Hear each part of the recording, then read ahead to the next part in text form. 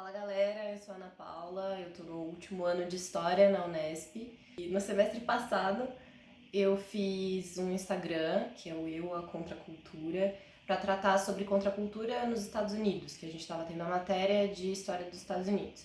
Agora, para a matéria de História da África, a gente resolveu fazer uma parceria, eu e a galera do canal, e eu vim para tratar um pouco sobre contracultura, mas na história da África.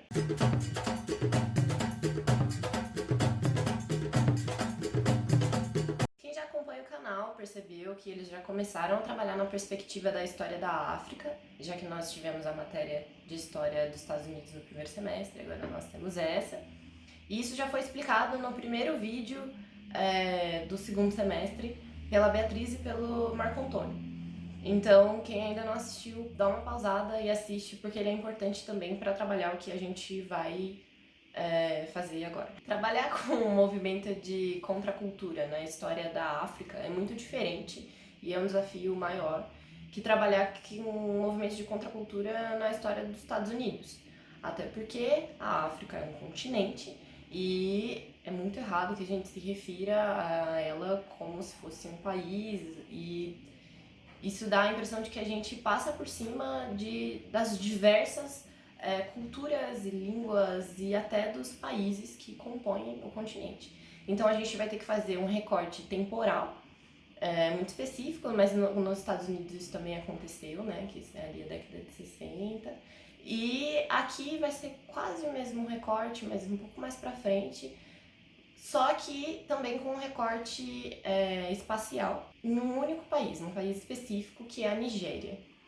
A República Federal da Nigéria, ela se encontra na África Ocidental e foi palco de diversos impérios e reinos.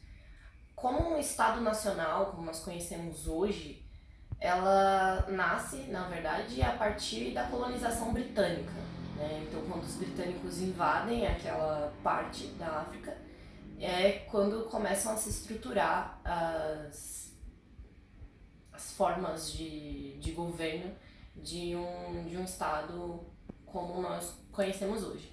A Nigéria só conseguiu a sua independência do Reino Unido em 1960, mas depois da independência, logo depois da independência, eles já entraram numa guerra civil que durou de 67 a 70. Para vocês terem uma dimensão da diversidade cultural do país, existem mais de 500 grupos étnicos na Nigéria. E existem três principais, que são os Yorubás, os Hausás e os Ibós. Inclusive, a Guerra Civil Nigeriana acontece por causa de um conflito entre esses dois últimos grupos. O que acontece? Os Hausás, eles são muçulmanos e eles são um povo originário do norte da Nigéria, enquanto que os Ibós, eles são originários do leste e eles eram considerados a elite da Nigéria. Então eles tinham os melhores empregos, eles tinham os melhores salários. A gente não vai entrar em muitos detalhes sobre essa guerra, até porque seria um outro vídeo, mas o que a gente tem que saber dela é o seguinte: em 1966, os Ibós tomam o poder por meio de um golpe de Estado, e os Hausás reagem rapidamente. Já 6 meses depois, eles dão meio que um contra-golpe e tomam o poder para eles. E quando eles fazem isso, eles começam um massacre aos Ibós. E morre muita gente, a ponto de pessoas dessa etnia terem que se refugiar. Bom, eu falei que os Hausás são muçulmanos, mas eu não comentei sobre outras religiões, né? A Nigéria, as duas maiores religiões são os muçulmanos e os cristãos, que são mais ao sul e no centro do país. Mas existem ainda pessoas que praticam outras religiões, que são religiões tradicionais e locais. E dois exemplos são justamente os Ibós e os Yorubás. Feito aí um pequeno contexto sobre o nosso recorte espacial, que é a Nigéria, inclusive um contexto bastante recortado no tempo também, né? Já que eu só falei sobre história contemporânea e a questão da colonização e um período um pouco após a colonização. Eu vou tentar fazer uma localização de vocês aí na questão da contracultura, o que foi mais ou menos esse movimento, algumas características, só para quando a gente entrar propriamente nisso, na história da África, fazer mais sentido com o que eu vou falar e tentar propor para vocês. Os movimentos de contracultura foram movimentos mundiais. Eles aconteceram ali basicamente na década de 60, mas dependendo do país a gente pode trazer um pouco ali para o final dos anos 50 e no máximo até 74, início dos anos 70. Eles estiveram ligados a diferentes pautas, né, nos diferentes lugares do mundo. Por exemplo, na Europa, ele esteve ligado principalmente à questão do desarmamento nuclear. A gente tem que entender que esse momento era a Guerra Fria, né? E a Europa estava no meio dessa guerra entre União Soviética e Estados Unidos, né? Onde caísse a bomba ia ser ali primeiro, então eles estavam bastante preocupados com isso. No Brasil, por exemplo, teve ali algum foco em relação à ditadura, né? E nos Estados Unidos, como quem acompanhou o meu Instagram viu, teve bastante ligado à questão da guerra no Vietnã. Esses movimentos, e aqui eu uso o Theodor Roszak para tentar definir mais ou menos a questão da contracultura, o que é, né? O que eles foram? Eles têm a ver com algo cultural, eles têm a ver com a cultura, mas não é só sobre isso. Eles têm a ver com arte, têm a ver muito com arte, mas não é só sobre arte. Tem a ver com política, mas não é só sobre política, certo? Então ele vai denominar como contracultura toda essa movimentação, principalmente da juventude mundial, nesse momento, certo? E aí talvez seja importante fazer um adendo nesse nome, né, do contracultura, que eles não eram contra a cultura, né? Eles não eram contra a... Na verdade, eles eram movimentos, inclusive, culturais, certo? Mas eles queriam uma reformulação daquilo, eles queriam algo diferente daquilo. Então, é importante trabalhar, eu vou trabalhar com vocês, assim, vou dizer, três principais aspectos, né, que podem dizer um pouco sobre isso, desses movimentos. O primeiro é o aspecto libertário, né? Então, o que é esse aspecto libertário? Ele tem a ver com essa coisa... Libertário é muito geral, né? Todos os aspectos que eu vou tratar tem uma questão um pouco mais generalizada.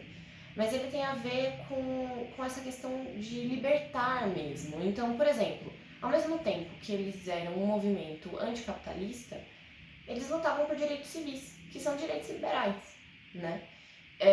Eles lutavam, então, por exemplo, nos Estados Unidos, quando a gente viu ali essa movimentação que começa ali no jazz, né, e depois no rock e tal, esse período, um período de segregação racial nos Estados Unidos, é quando surge o movimento negro, né, um movimento por direitos civis dos negros nos Estados Unidos, que eram segregados, que não tinham direitos civis. É quando surge o movimento pelo direito das mulheres, né? Então, eles não eram exatamente anticomunistas, mas eles eram contra a União Soviética, o comunismo real, vamos dizer assim, o que se passava na União Soviética naquele momento, certo? De novo, eles viviam o conflito, a questão da Guerra Fria, né? Então, era um momento bastante tenso, tensionado, em relação aos governos mundiais, né? Então, a gente tem que ter isso em mente. Então, um aspecto é esse. Um outro aspecto é o aspecto do experimental, certo? Eles não queriam que as coisas fossem dadas, eles não queriam ter como dado, como feito, como pronto. Eles gostavam de experimentar, de fazer diferente. Então, já ali no jazz, ali, né, pro final, tem aqueles solos improvisados, depois a gente vai ver isso no rock and roll, com Jimi Hendrix e tal. Então tem a questão da experimentalidade. E o último aspecto é esse aspecto da rebeldia, propriamente, né? Então, da não aceitação de qualquer forma de autoridade. E todos esses aspectos, inclusive a contracultura e também essa questão da não aceitação da autoridade, são coisas bastante complexas, que dariam um vídeo só ele, só esse assunto. Então a gente não vai entrar muito nisso, não vai tratar exatamente disso. Quem se interessar e quiser ler, vá atrás desse livro aí do Theodor Roosevelt. Eu vou deixar aqui na descrição do vídeo, tá? A Contracultura, pra vocês entenderem então de onde eu tô tirando essas ideias e tal.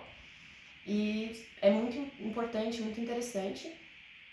Mas esse vídeo foi mais então para trazer aí uma questão, um contexto histórico, um contexto do país que a gente vai estudar e do mundo, como estava o mundo naquele momento, até porque a gente vai estudar um artista, certo? Que ele é nigeriano e ele vai ter contato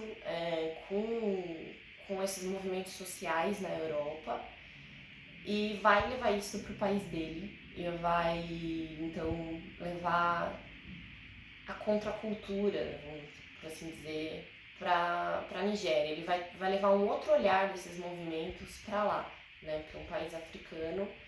E aí, enfim, eu quis então ter um vídeo inicial para que essas coisas estejam mais concretas quando a gente começar a discutir propriamente o nosso recorte. Bom, então vou dar um spoiler. A gente vai falar sobre o Fela Kuti, que foi um cantor, um músico nigeriano, e ele ficou conhecido como sendo o idealizador do Afrobeat. E pode ser que ele ajude a gente a entender um pouco como ficaram essas questões latentes aí na Nigéria pós-independência, pós-guerra, né, civil. E entender também essa questão do movimento de contracultura no país africano. É isso, espero que vocês curtam, que vocês continuem acompanhando, continuem comigo aí nessa trajetória e continuem assistindo não só os meus vídeos, mas os vídeos de todo o canal, porque todos eles vão se linkar de alguma forma, vão falar sobre a história da África, que é uma coisa que a gente não tem na escola normalmente, é muito difícil e é um trabalho super legal que a gente tá tentando aí trazer e a gente tá aprendendo também. É isso, curtam o canal, sigam, inscrevam-se no canal, sigam as duas páginas do Instagram, a do Sorrilha Você Está Sendo Filmado e eu, a Contracultura, que a gente vai fazer propaganda nas duas. E é isso, um beijo, até o próximo vídeo.